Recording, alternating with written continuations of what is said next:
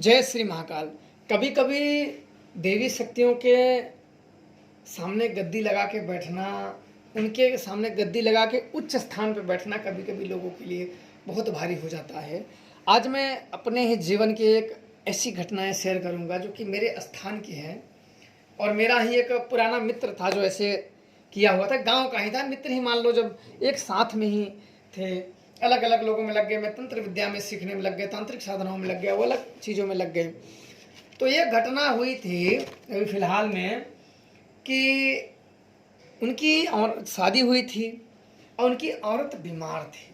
किसी ने प्रेत शादी में कुछ ऐसी चीज़ या कोई प्रेत पकड़ लिया था जिससे उनकी समस्या थी, हमें पता नहीं था। अब कई लोगों ने दिखाया तो उन लोगों को लगा कि भूत बाधा है, तो वो सोचे कि अब इनसे ही मिलना ठीक है, थोड़ा सा कर दे तो बड़ी अच्छी बात है। तो मेरे से मिले, बोले कि मेरे ऐसी सी बात है, थोड़ा सा दिखा दीजिए। और एक जन को लेके आए थे, तो दोनों जन आए हुए थे। तो मैंने बोला चलो ठीक है, देख लेते हैं क्या बात है क्या नहीं है। अब क्या हुआ कि माता शमशान काली स्थापित हैं। अब उनके सामने एक तखत रखा हुआ है जिसपे मैं कभी कभी पूजा में, जब कभी बहुत ज़्यादा मुझे रात तक हवन करना होता है तो मैं वहीं सो जाता हूँ। और कई बिस्तर पड़े होते हैं, जैसे कोई मेरे शिष्य आ गए तो आराम से वहाँ सो जाए। और वह स्थान जागृत अवस्था में है, कहीं वहाँ भूत प्रेत शैतान जिन बेताल ये सब उस स्थान पे हाजिरी देने आते हैं। साधु संत महात्मा प्रेत पिशाच ये सब अपनी अपनी हाजिरी देने आते हैं। तो उस समय वो आए तो मैं अपने आसन पे बैठ गया, और वो क्या था, तकत पे लगा हुआ था, तो सोचे कि नीचे क्या बैठे। एक होता नहीं कि आप मित्र के पास जाओ तो आप वो रूल भूल जाते हो, क्योंकि शक्तियों में जब आप उतना इन्वॉल्व नहीं रहते हो तो आप भूल जाते हो। और आप वो थोड़ा सा अपने बिजनेस लाइन में थे तो वो थोड़ा सा उतना इन चीज़ों पे ध्यान नहीं दिए, इन चीज़ों को उतना मानते एक तरीके से मतलब कि उतना इन लोगों पे इन सब चीज़ों पे विश्वास नहीं था। ये तो फंस गए थे, तो इसलिए थोड़ा सा आ गया था विश्वास, नहीं तो फिर अपने काम से ही काम मतलब रखने वाले। और रहना भी चाहिए, क्योंकि बेवजह किसी अन्य भाग में इंटरफेयर नहीं करना चाहिए जिसमें हमें रुचियाँ ना हो। अब वो आए और तकत पे बैठ गए, और मैं मित्र की वजह से मैंने बोला ना, क्योंकि मेरे शिष्य तो ऐसे करते नहीं।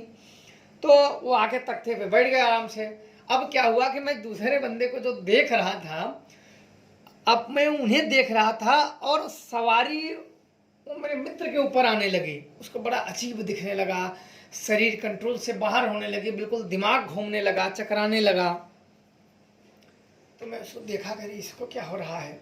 मुझे मित्र था तो मुझे कोई आपत्ति नहीं थी, कोई बात नहीं, बैठ गया। अब देवी को आपत्ति हो गई, शमशान काली को आपत्ति यह हो गई। उसके शरीर पे जब बिल्कुल तोड़ मरोड़ होने लगा तो उसने कहा कि मुझे बड़ा अजीब हो रहा है। मैंने बोला अरे, मैं थोड़ा सा हंस के मैंने बोला अरे तेरे को क्या होने लगा, अभी बैठे बैठे तेरे को कहाँ क्या होने लगा। बोला कि मेरा शरीर है मेरे मतलब कंट्रोल से बाहर होता चला जा रहा है, बिल्कुल जैसे शरीर अंदर से टूट रही है, जैसे कोई चढ़ रहा हो, कोई शरीर पे हावी हो रहा हो। तो मुझे तब भी देखो ये नहीं था कि ये ऊंचे नीचे का खेल है, कि माता यहाँ बैठी हुई हैं और मेरा जो पुजारी है वो भी नीचे बैठा हुआ है और ये आके ऊपर बैठा हुआ है हम सबके। मुझे तब भी देखो ज्ञात नहीं, और मैं इस बारे में सोच भी नहीं रहा था। इसके बाद मैंने बोला कि अच्छा आजा बैठता। और उसने आके उतारे, मैंने देवी का ध्यान किया तो पता चला कि ये ऊंचाई पे, देवी के ऊंचाई पे बैठा, और इसलिए इसका ये हाल हुआ। मतलब ये क्रोधित हो गई शमशान काली, क्योंकि देखो जब गुरु परंपरा द्वारा शक्तियाँ प्राप्त होती हैं तो वो कोई खेल नहीं होता है। नाराज करने का मतलब होता है कि अंत होना। अब मैंने तुरंत माता से क्षमा विनती मांगी, अरे माता इससे गलती हो गई। तो मैंने ये नहीं कहा कि तुम ऊँचे बैठ गए कि क्या हुआ, मैंने कहा कि माता इससे क्षमा कर दो, ये अनजान व्यक्ति है आया है।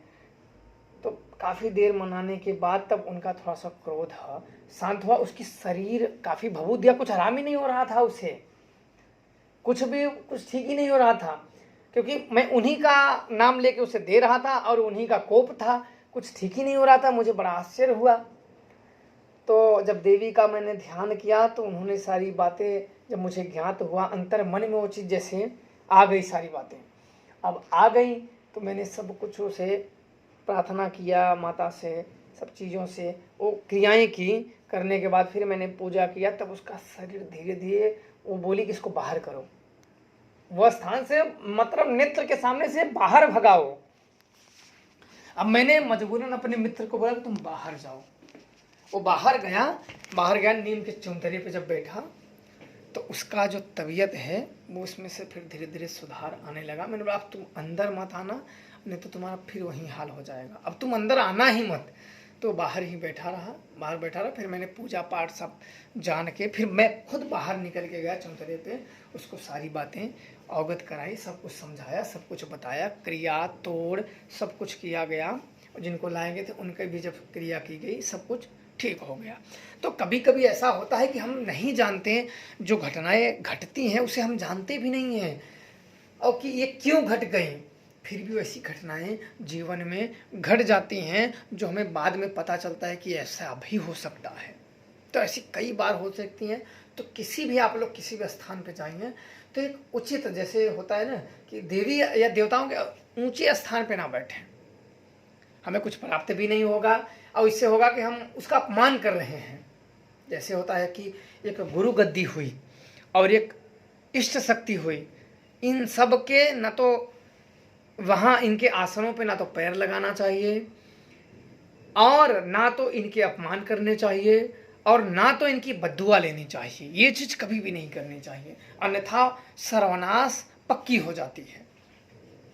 क्योंकि ये एक नेगेटिव शक्तियाँ इन्वॉल्व हो जाती हैं और हर समय आपको बिगाड़ने, कहते नहीं कोई चीज़ बिगाड़ने चलो तो 2 मिनट में बिगड़ जाता है, बनाने चलो तो कई सालों लग जाते हैं। तो हर चीज़ों के लिए शक्तियों को बिगाड़ना बहुत ही आसान होता है, उसे बनाना बड़ा मुश्किल होता है। बिगाड़ना चट देना बिगड़ जाता है, पर बनाना बहुत ही दुष्कर होता है, ये बड़े ही मुश्किल से बनते हैं। तो इसलिए आप लोग कहीं भी जाइए, किसी भी स्थान पे जाइए तो स्थान की कदर करें और उनका एक जो होता है, कभी भी आप ऊपर बैठ के अपमान बिल्कुल ना करें। इस बात का ध्यान रखें, किसी भी आश्रम पे जाइए, किसी भी गुरु के पास जाइए और ये जो अवश्य करें। कई लोगों का स्थान जागृत होते हैं, कई लोगों के बनाए रहते हैं, तो कई लोगों के जागृत होते हैं जहाँ भूत प्रेत अपने हाजिरी देने आते हैं। तो ऐसे स्थान बड़े दिव्य होते हैं। दिव्य स्थान इन्हें ही बोलते हैं जहाँ भूत प्रेत का आगमन हो, जहाँ भूत प्रेत आते हों, पूजा पाठ करते हैं, उसे बोलते हैं दिव्य स्थानों के दिव्य अनुभूतियाँ। तो आप लोगों को समझ में आ गया होगा। जय श्री महाकाल।